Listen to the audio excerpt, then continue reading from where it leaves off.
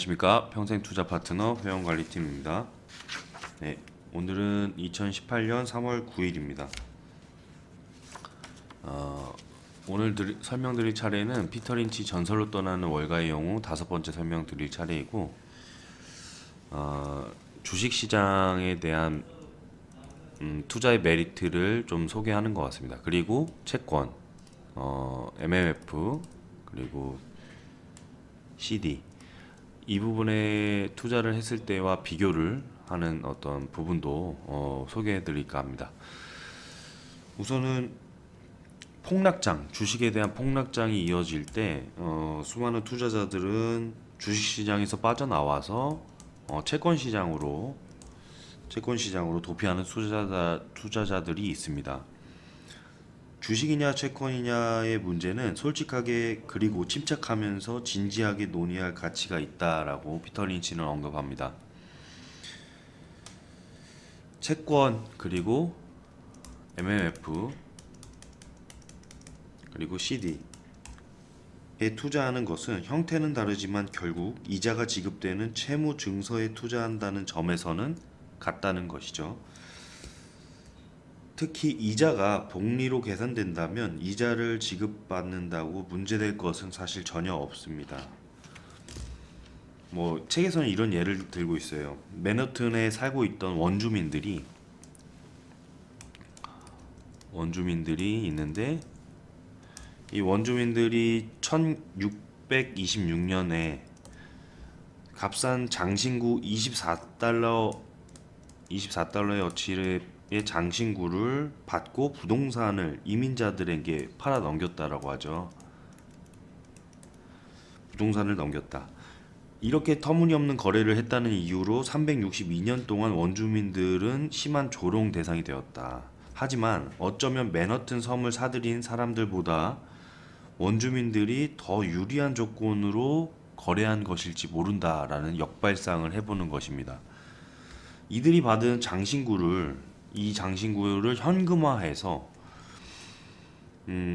지난 시간 동안 연복리 8%로 증식을 했다면 인디언의 재산은 거의 30조 달러가 되었을 것이다 라는 것이죠. 30조 달러. 반면 맨하튼 지역의 최근 납세 기록에 따르면 이 지역의 부동산 가치는 281달러밖에 안 되는 것입니다. 이 금액 차이가 어마어마하죠. 맨하튼을 사들인 것을 유리하게 해석해 봐서 281달러는 감정 가격이고, 시장 가격은 그 2배라고 칭해도요, 맨하튼의 가치는 562달러가 되죠. 하지만 어느 쪽으로 계산을 해봐도 원주민들은 29조 달러 이상을 남긴 것이 되겠죠.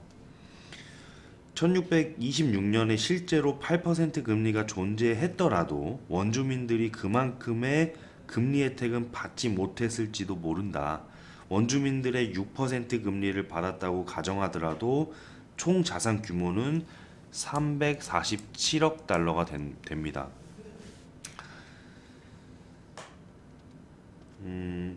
이렇게 300여여 시간 동안의 복리로 계산할 경우에 엄청난 2%포인트가 엄청난 차이가 만들어지잖아요. 네. 그런 부분들을 사실 주식과 채권의 큰 그림으로 봤을 때 주식과 채권을 비교해서 설명을 하고 있거든요. 이번 챕터에서는.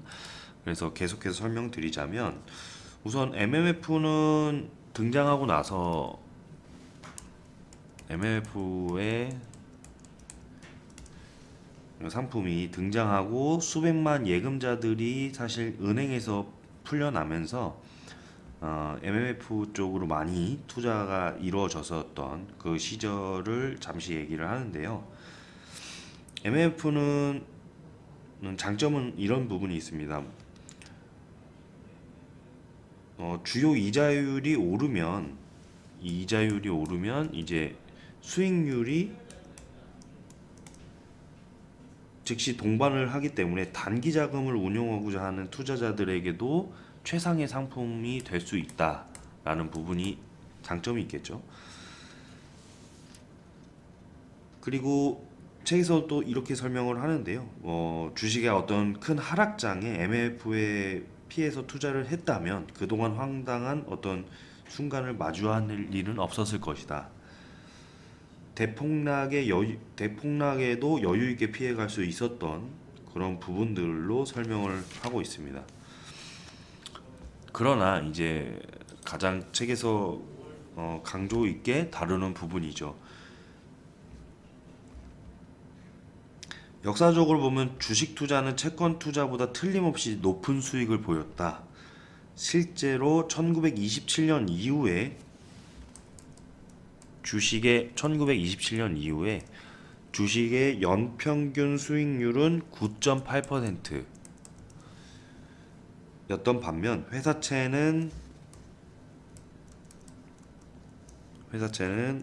5%, 정부채는 4.4%, 재무부 단기증권은 3.4%에 머물렀다.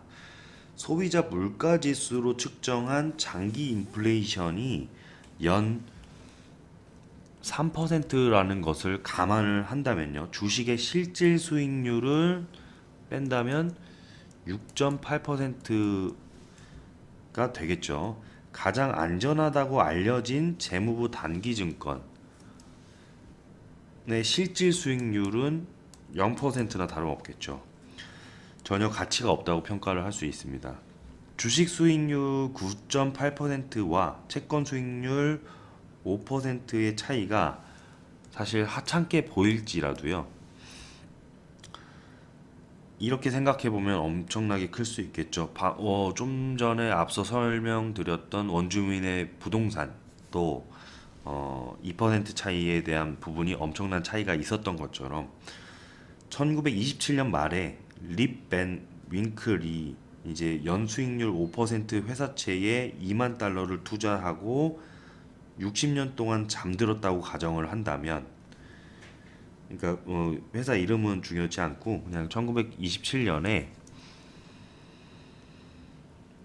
5%의 회사채 투자를 하고, 그러니까 2만 달러를 투자를 했죠. 2만 달러를 투자하고 60년 동안 잠들었다 가정을 했을 때, 그는 깨어났을 때 가격은 이제 37만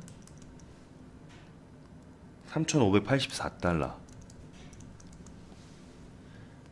손에 쥐게 된다. 이 돈이면 근사한 어떤 콘도나 볼보 승용차를 사고 이제 멋지게 머리도 다듬을 수 있다.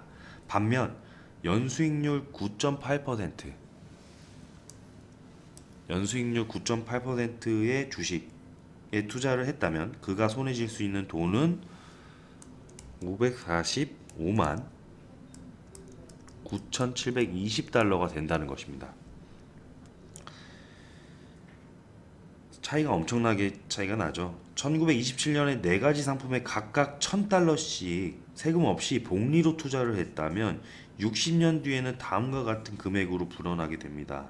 1,000달러씩, 예를 들어서 60년 동안 세금 없이 계산을 해본다면 재무부 단기증권은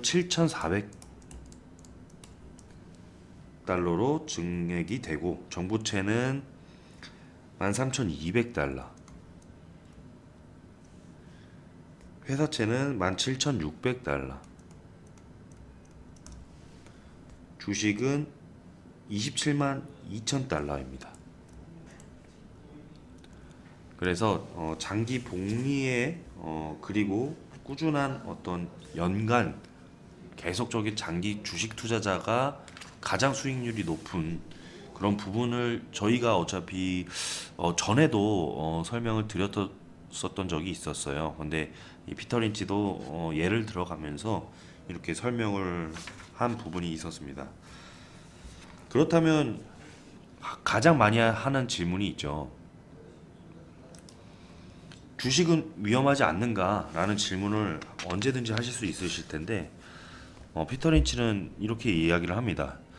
최근에 주식 폭락 사태를 본 사람들은 이렇게 말할지도 모른다.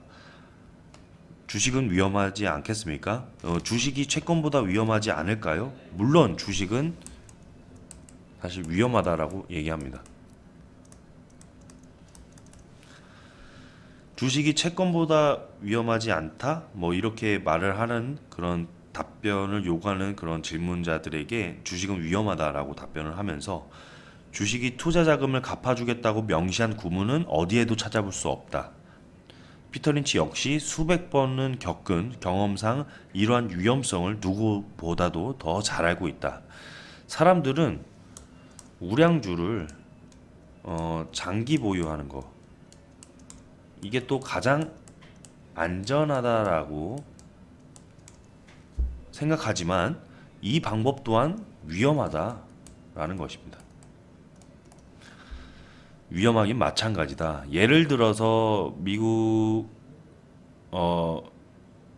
예를 들어서 이제 대기업 부분을 소개를 하면서 사실